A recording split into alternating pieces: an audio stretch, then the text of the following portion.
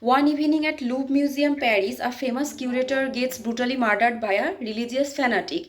And later, while finding this body, the police also find that the curator, before dying, has left baffling codes and signs to find his murderer and apparently to discover the reason behind this brutal incident. Robert Langdon, the renowned professor of symbology at Harvard, who was coincidentally present at Paris at the same time of the murder, gets dragged in this incident.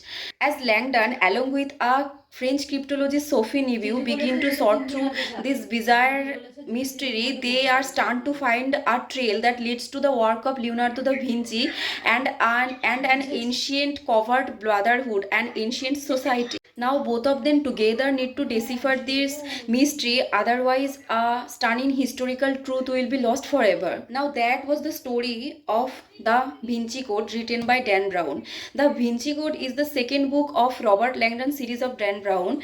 The first one was Angel and Demons. This is my second book of Dan Brown, and all I am going to say is I really like how highly informative he is about arts, monuments, historical places, histories itself, and everything ancient.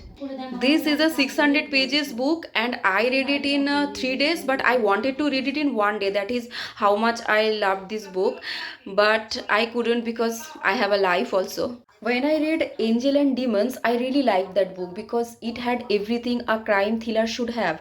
But after reading this book, I have become a fan of this author and I am going to try reading every book of this series. I don't know much about the series yet, and anyone who loves crime thriller or mysteries should read Dan Brown. You won't be disappointed.